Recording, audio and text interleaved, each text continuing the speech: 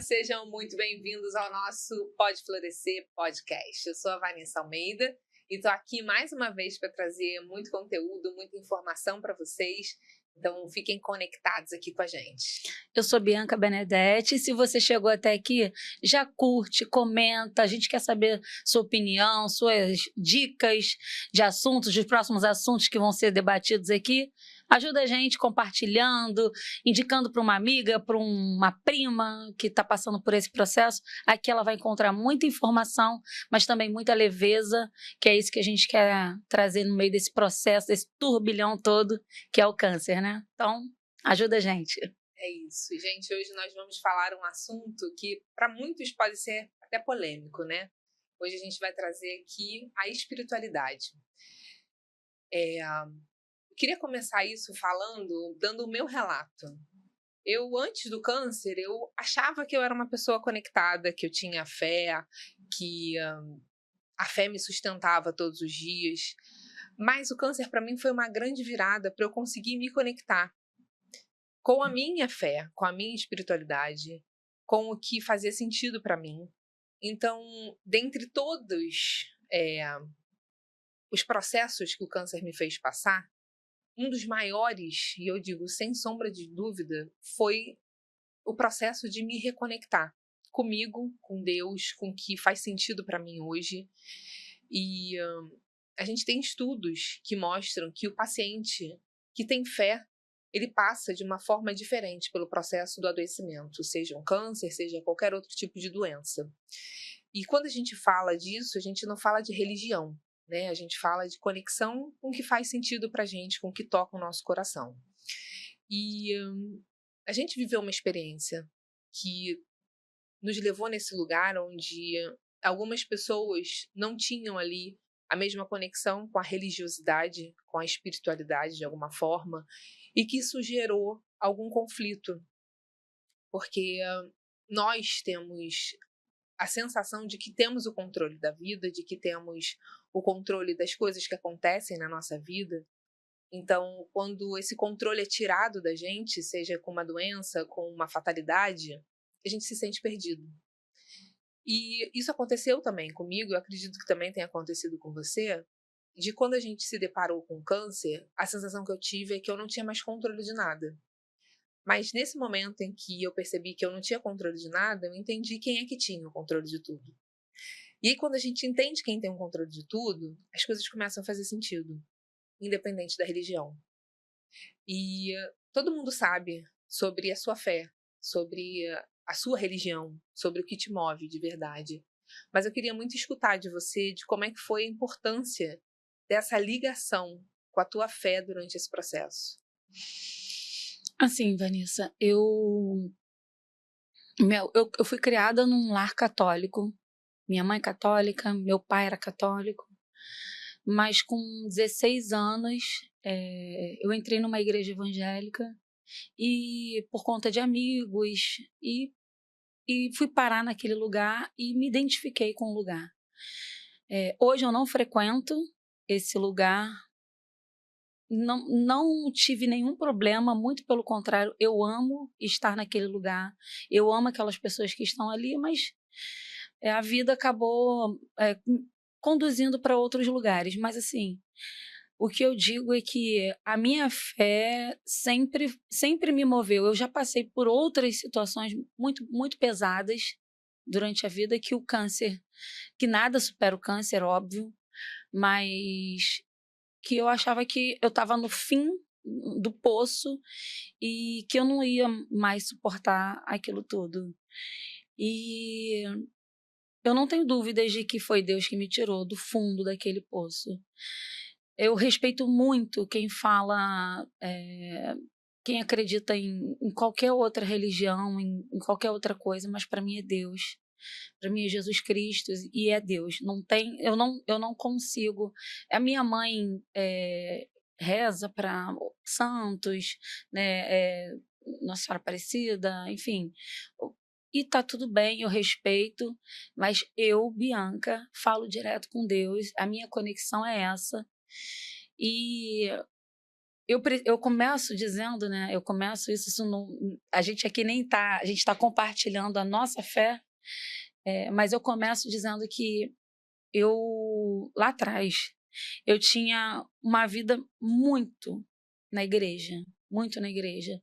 Eu vivi o meu namoro dentro da igreja, o meu noivado na igreja, eu casei na igreja e vivi durante muitos anos ali. E eu achava que eu estava fazendo tudo muito perfeito. E quando a gente ouve assim, o que começa certo dá certo, o que começa errado dá errado. E eu pensando, eu não tem como dar nada errado na minha vida, porque eu não fiz nada errado. E qual é o conceito de certo e errado?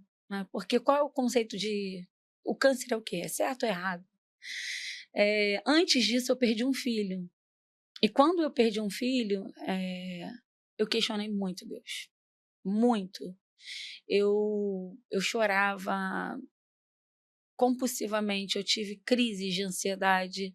Eu não conseguia entender como alguém que só namorou, noivou e casou com um homem só, como é que uma pessoa que se preservou por conta da fé estava passando por tudo aquilo que eu estava passando. Eu tive uma punição, né? Como se aquilo fosse uma punição. Eu tive muito conflito dentro de mim. Onde eu errei? Onde eu errei? E muita gente também acaba falando isso. Ora mais, tem alguma coisa errada. Às vezes as pessoas são ignorantes, né? E eu me cobrei muito, muito por isso, por não ter esse filho, por ter perdido esse filho, até um dia que é incrível. E eu sei que nem todo mundo vai acreditar no que aconteceu, mas um mês antes de eu perder o filho, eu já estava grávida e não sabia que estava grávida. Perdi com quase 3 meses. E um mês antes eu sonhei que eu estava grávida. E durante esse sonho, eu estava na porta de um hospital, no sonho, e já estava na hora de eu ter o neném. Eu estava grávida e já para ter o neném.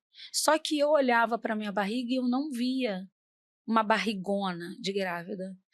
E eu dizia assim para um amigo que é o meu pastor, pastor Hélio, e ele estava no sonho e eu dizia assim, pastor, eu estou grávida. As pessoas me disseram que eu estou grávida, mas aqui eu não estou nem com barriga de grávida. E ele, já estão mandando eu entrar já para ter essa criança. E ele disse assim, se eles estão mandando, vai. E ele me dava um beijo na testa e eu entrava para ter o filho. E eu acordei, eu tenho essa mensagem no meu telefone até hoje. Eu mandei essa mensagem para ele e falei para o Rafael. Contei para o Rafael, falei isso aí, que eu estava grávida. E eu já estava há 10 anos tentando engravidar. E às vezes a gente acha que é muito porque a gente está querendo tanto aquilo, que a gente acaba sonhando. E aí eu contei para ele, mandei mensagem para ele e contei para o Rafael sonhei que eu estava grávida. E contei exatamente tudo o que aconteceu no sonho, mas eu não me via grávida. As pessoas é que me diziam que eu estava grávida. E aí, quando aconteceu isso tudo, de eu perder o neném, enfim, eu fiquei louca. A frase, a palavra é essa, é louca. Eu não consegui imaginar, eu não consegui entender o que estava acontecendo naquele momento. A médica olhar e falar assim: olha, você está grávida, mas você precisa tirar esse filho, você está tendo uma hemorragia interna, você tem que entrar no centro cirúrgico agora. E enfim, aquilo tudo mexeu muito com a minha cabeça. Eu sempre tive muito medo de médico, de hospital, de tirar sangue. Eu sempre tive pavor disso. E de uma hora para outra você vê um sonho, você tendo que abrir mão do sonho, você tendo que entrar no centro cirúrgico, operar, enfim. Eu passei por esse processo e eu acho que Deus estava me preparando para o câncer. Eu sempre acho isso. Porque eu passei por isso tudo e um tempo depois eu já tinha operado e quando eu comecei a retomar, sabe, a minha consciência, parece que uma voz veio no meu ouvido. Lembra do sonho? Exatamente assim, lembra do sonho? E eu olhei para o Rafael e falei assim, Rafael, o sonho. E eu já chorando.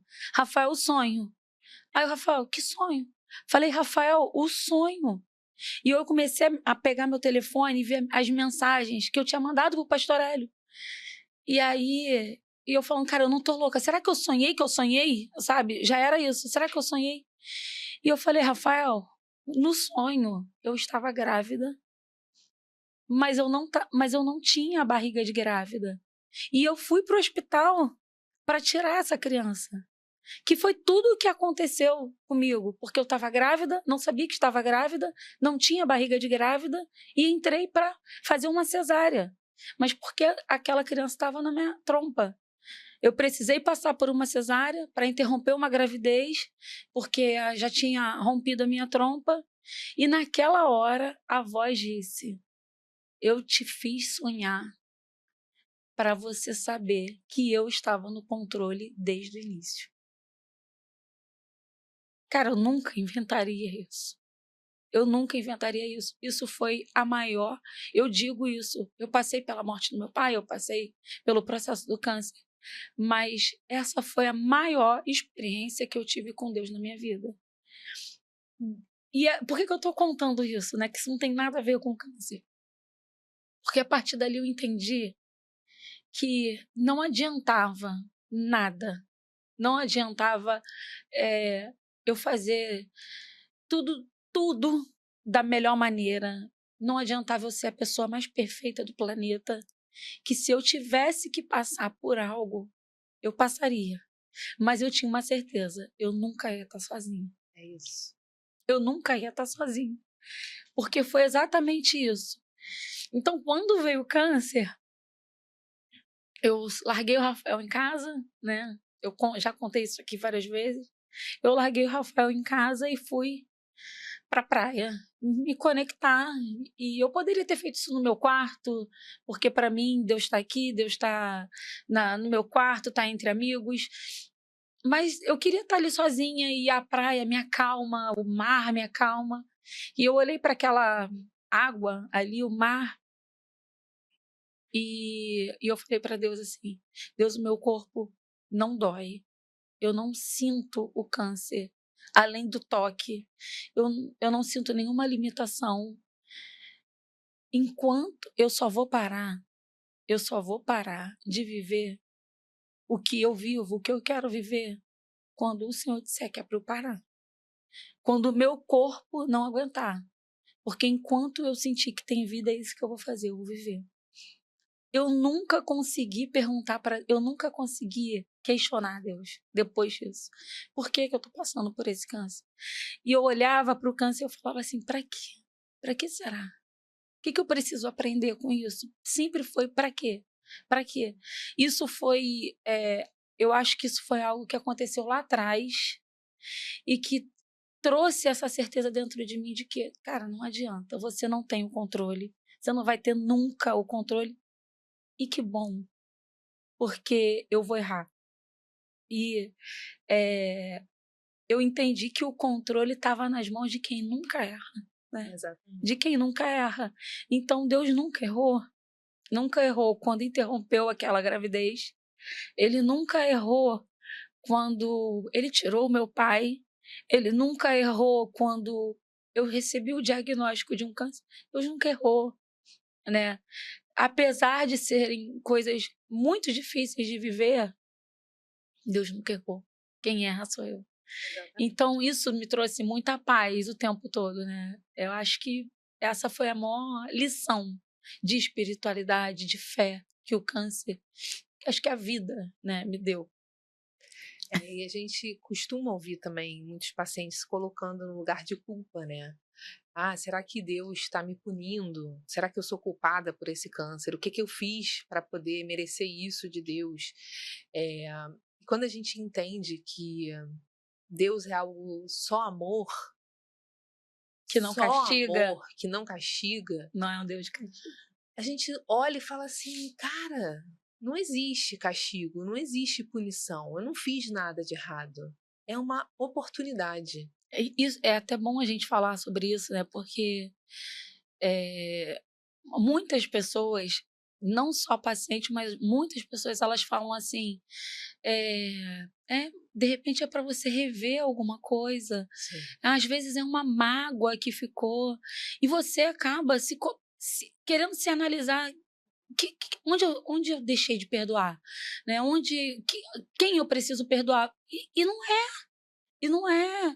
Eu fiz um exame de sangue que consta que é genético. Sim. Isso eu já nasci, então eu poderia ter sido a pessoa mais zen da vida, a pessoa que mais perdoa no planeta, que isso está no meu sangue. Isso é genético. Então, assim, Deus já fez isso lá atrás. Então, não é falta de perdão, não é falta. Eu tenho na minha família um primo que morreu com 2 anos com câncer. E o que essa criança tinha de falta de perdão ou de mágoa para que ela morresse de câncer? É porque Deus quis assim. É porque, de alguma maneira, essa criança tinha que viver somente esses 2 anos. É muito difícil entender isso. É muito difícil aceitar isso. Óbvio. Óbvio. Ninguém está preparado para perder uma criança com 2 anos, para ver uma criança morrer com 2 anos. Né? Óbvio. Mas quando você olha e fala, cara, eu senti culpa. Eu senti culpa. Apesar de acreditar em Deus, eu fiquei me analisando. A gente quer buscar um responsável, né, na verdade. Que a gente sempre se culpa. A gente quer achar onde está o nosso erro. Onde tá, e eu vou te falar como esse podcast não é só meu, tá? Mas não deixa falar. Não. Mas eu não estou deixando ela falar. Eu vou te falar como Deus é perfeito mesmo. Eu me sentia culpada com o diagnóstico, porque quem me conhece sabe que eu sou aquela pessoa impulsiva, eu sou briguenta, eu da mesma maneira que eu quero acolher, se eu achar que eu tenho que brigar, eu vou explodir. Eu sou essa pessoa intensa em amar, intensa em brigar, eu odeio injustiça, enfim, então eu sou assim. E aí eu fiquei pensando, cara, onde eu errei? Com quem eu errei? Que mágoa que será que eu guardei? Né? Enfim, essas coisas todas. E aí eu comecei a falar, o que eu tenho que aprender com isso? Será que eu preciso ser uma pessoa melhor? Né? Será que eu preciso ser uma pessoa melhor? Não é uma pessoa melhor comigo, era para os outros. Eu ficava pensando, será que eu preciso ser uma pessoa melhor para os outros, para as outras pessoas? Porque era isso. Até um dia que, você sabe dessa história muito bem, eu estava na minha casa, né? E eu questionava muito isso comigo. Preciso melhorar, eu preciso melhorar, eu preciso melhorar. Eu não sou essa pessoa bondosa com todo mundo. Eu preciso ser menos estressada. Eu preciso isso, eu preciso melhorar. Era sempre isso no diagnóstico. Até um dia que 7 mulheres invadiram a minha casa e, enfim, fizeram uma festa surpresa no meio de um diagnóstico de câncer e falaram, não, a gente precisa sair e comemorar. Essa história foi contada aqui. Só que hoje o viés é outro. Porque nesse momento elas me levaram para um lugar que tinha uma festa surpresa que a minha família tinha preparado. Que era aquela história do mêsversário e tal. E aí, quando eu cheguei lá, que eu olhei para aquelas pessoas, que estava a minha família, essas 7 mulheres e mais uma penca de amigos, foi um bálsamo, sabe? Parecia que tinha saído 2 toneladas das minhas costas, assim, e eu falando assim, não, eu não sou. Eu não sou essa pessoa que eu estou procurando achar para ter um culpado. Eu não sou essa pessoa que preciso perdoar porque eu só brigo. Porque ninguém recebe amor sem dar amor. Sim. Ninguém recebe tanto amor sem ter dado amor. E naquele momento eu entendi quem eu era, porque eu não me enxergava daquela maneira. Eu só me via como alguém que briga, como alguém que é esporrenta, que fala alto e que está o tempo inteiro parecendo que está brigando. Eu não me via como alguém que era amada, porque as pessoas estão sempre na defensiva. E quando eu olho para aquelas mulheres, para aquelas pessoas, aquelas 50 pessoas ali, somente para me dar amor. Eu só olhei e falei para Deus, Deus, obrigada. Porque realmente eu não tenho culpa. Eu não tenho culpa de ter um câncer, eu não tenho culpa de estar carregando nenhum sentimento, porque não tem sentimento. A vida é feita de sentimentos, a gente vai viver, vai sentir raiva, vai sentir amor, vai sentir porque somos humanos, né? E aí naquele momento eu falei, cara, agora nada me para, porque não tem rancor, não tem mágoa, não tem erro, não tem castigo, só tem Deus, é isso. E é um respirar, né, assim, aliviado, quando a gente percebe que é um livramento mesmo dessa culpa. E eu acho que aqui, para deixar para vocês aí de casa, de reflexão, é que foi muito o que você falou. A gente não precisa estar num templo, a gente não precisa estar numa igreja, a gente não precisa estar num centro espírita para a gente sentir Deus, para a gente ser centelha divina. É só estar atento, é só observar, porque a gente recebe diariamente sinais de que estamos sendo cuidados, de que estamos sendo acolhidos como filhas, como essa continuação do amor que é Deus pela gente. Então, você pode estar aí agora, nesse momento, recebendo um diagnóstico, recebendo a pior notícia da sua vida. Mas se você parar e observar ao seu redor, você vai perceber que tem sinais de que você está sendo cuidada, de que você está sendo amparada, que você não está largada no mundo, que você não está sendo apontada como culpada de nada. É uma oportunidade de você olhar para a sua vida, para você ressignificar muitas coisas, para você dar valor ao que muitas vezes a gente não consegue dar e encontrar essa conexão, seja o nome que você queira dar. Jesus Cristo, Deus, Buda, os orixás, o que você se conecta com os santos, o que você se conecta, mas não perca essa oportunidade de se conectar, porque eu acho que é a grande virada de chave da nossa vida, é a gente não perder essa oportunidade de conectar com nós mesmos e, obviamente, se conectar com um algo maior, né, que está dentro de nós, somos todos filhos dele. Então, se a gente consegue se conectar, a gente, obviamente, se conecta no alto. Com certeza. Então, que seja uma oportunidade de você dar essa virada de chave.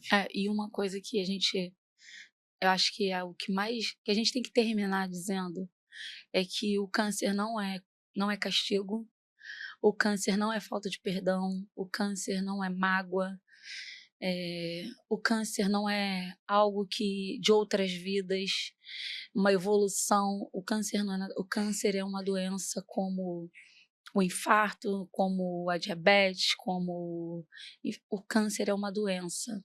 É algo que o seu corpo vai, de alguma maneira, manifestar como uma dengue, como qualquer outra coisa. O câncer é uma doença. Ele não é um fardo, como muitas pessoas, muitas crenças fazem as pessoas, os pacientes acreditarem. Não acredita nisso, porque além de você se sentir culpado, isso não te leva a lugar nenhum. Muito pelo contrário, só te afunda cada vez mais, porque você vai procurar uma explicação que você nunca vai achar. Eu acho que o recado desse episódio é esse. Você não é culpado. Você não é culpado.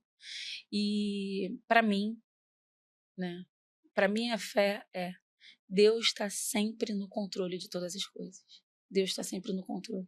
Então, é isso. Se conecte com o seu Deus, com a sua fé. E a gente tem esse dado científico, né, de que as pessoas que se conectam, elas têm a tendência a se curarem mais. Eu não tenho dúvidas de que isso aconteceu com a gente, né? Certeza. E para a gente finalizar nosso podcast, a gente não poderia deixar de agradecer o nosso patrocínio da Oncosmetic, que é a primeira empresa brasileira a se preocupar com o paciente oncológico, a desenvolver uma linha toda pensada no paciente oncológico. Então, a gente tem que reforçar muito bem aqui para vocês como é importante a gente se sentir cuidada também, não só no espiritual, mas também no nosso físico, que a gente precisa né? Então, a Oncosmética tem uma linha inteira que trata não só da nossa pele, da saúde bucal, da saúde sexual. Então, se você é paciente oncológico, a gente sempre está aqui falando para vocês buscarem orientações, mas também busquem empresas sérias que tratam da nossa saúde da forma que a gente precisa ser cuidada. É isso. Gente, muito obrigada pela companhia de vocês. Espero que vocês tenham gostado. Compartilhem aqui com a gente nos comentários o que vocês estão achando do podcast. Deem sugestão para os próximos.